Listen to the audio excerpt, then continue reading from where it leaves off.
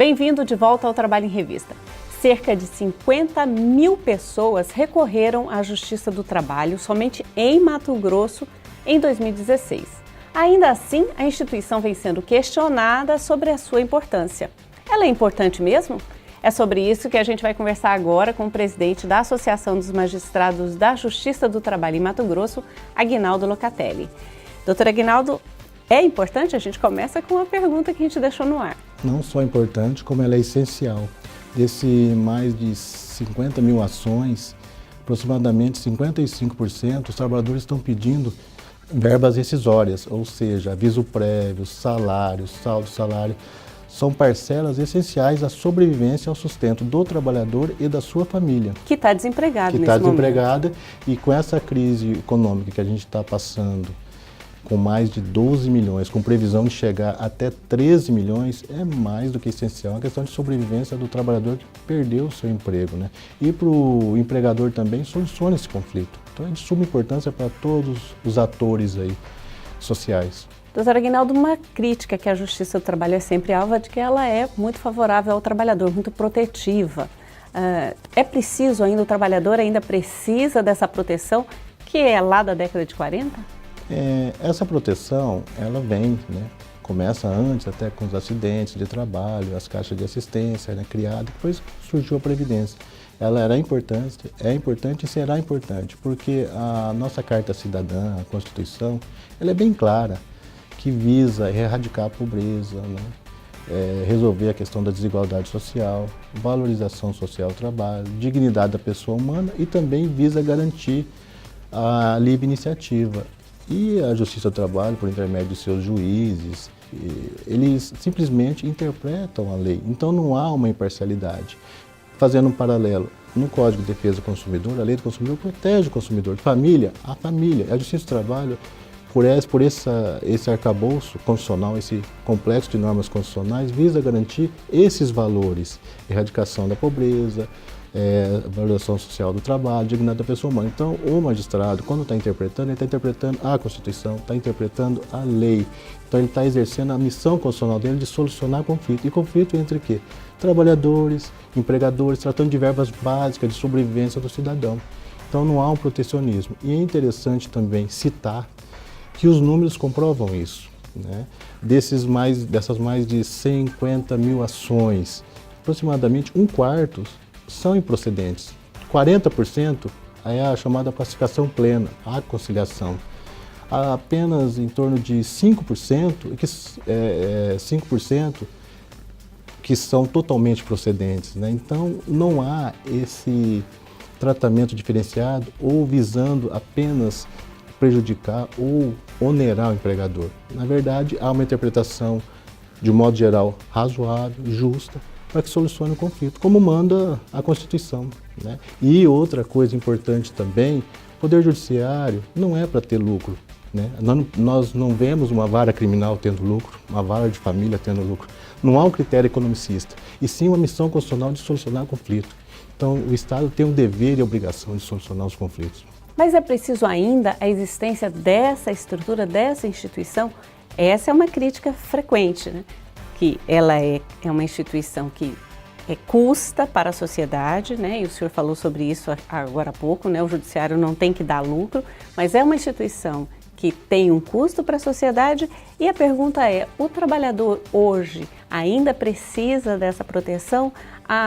Já não há um nível de maturidade nessa relação que é possível que as partes cheguem a um acordo sem precisar do judiciário? Nós temos avançado muito, mas há necessidade urgente, e aí cabe ao legislador, nós estamos no Congresso agora com uma reforma trabalhista, também a reforma sindical. Porque sem uma reforma sindical que anteceda, né, toda essa reforma trabalhista, não resolveremos a quantidade de ações nem os conflitos, porque precisamos de um sindicato forte, um ente coletivo que possa, de igual para igual, negociar com o ente coletivo do empregador, com a Federação dos Empregadores e o sindicato representando os trabalhadores. Para isso é preciso que se reveja toda essa estrutura de contribuição sindical, de unicidade, de representatividade. Por quê? Aquele sindicato que verdadeiramente representa o trabalhador sobrevive. Aquele que não representar, a tendência é que seja excluído. Então, há que ter uma reforma sindical urgente. Agora, também é um ponto que a gente tem se debatido, podemos flexibilizar, e eu acho que é o caminho flexibilizar algumas normas, mas para isso, sindicatos fortes e também garantir um mínimo de estabilidade do empregado, né, no emprego. Porque como empregado que pode, pela legislação atual, basta ser mandado embora a qualquer hora. Exato, que pague a multa lá compensatória, a indenização de 40% e pode ser dispensado. Esse trabalhador poderá se organizar se o sindicato não for forte, se não tiver um mínimo de estabilidade.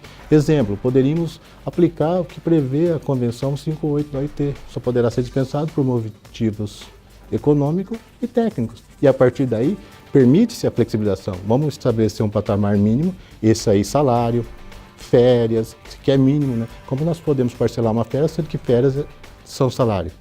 O trabalhador recebe e descansa. Você vai parcelar uma coisa que é para ele sobreviver, comer, pagar dívida e assim por diante. Então, podemos aplicar essa Convenção 58, se ela fosse aplicável. No momento não tem sido, né? O governo ele denunciou essa convenção, fortalece o sindicato, estabelece um mínimo que desse daí, que é de sobrevivência, de dignidade, e permite que os sindicatos, com os empregadores, que são os verdadeiros atores sociais. O Estado, toda vez que ele interfere muito, ele acaba cometendo alguns pecados que desestruturam a economia e a própria relação de trabalho. Mas para isso precisamos, novamente eu friso, reforma sindical séria, e aí com essa emancipação deixamos os atores sociais negociarem livremente, respeitando aquele chamado patamar mínimo. Com relação à importância da justiça do trabalho, a própria presença dessa instituição faz com que os empresários que cumprem a legislação e que por conta disso têm um ônus maior,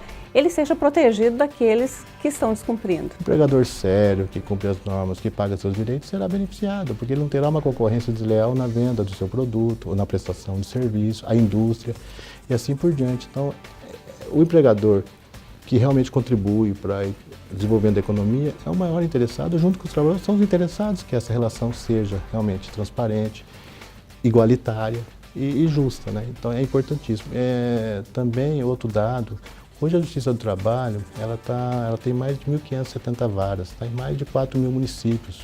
Né? No estado de Mato Grosso mesmo, nós temos itinerantes que vão aos rincões mais longínquos, né? do Estado, que atende aquele trabalhador que, se não fosse registrado do trabalho, não teria sequer condições de se deslocar para ingressar com a atuação, para receber o quê?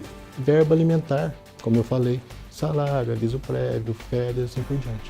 Então, enquanto a sociedade tiver a sua Constituição querendo dignidade, igualdade, a justiça é necessária. Exatamente. E assim como é para questões de família, no direito penal ou nas varas criminais, é necessário.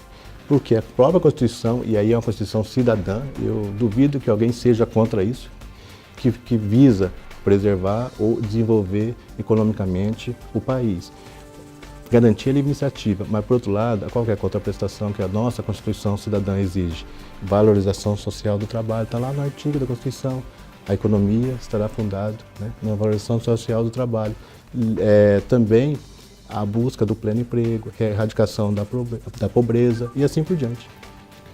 Juiz Aguinaldo Locatelli, presidente da Associação dos Magistrados da Justiça do Trabalho em Mato Grosso, obrigada pela sua presença, por essas informações. E assim a gente termina o nosso programa desta semana, mas você pode revê-lo a qualquer momento na página do TRT na internet, no link vídeos ou no YouTube, no endereço que está aí na sua tela. Aproveite para curtir o Facebook, o Twitter, o Instagram do Tribunal e assim ficar bem informado sobre a Justiça do Trabalho em Mato Grosso. Até o próximo programa.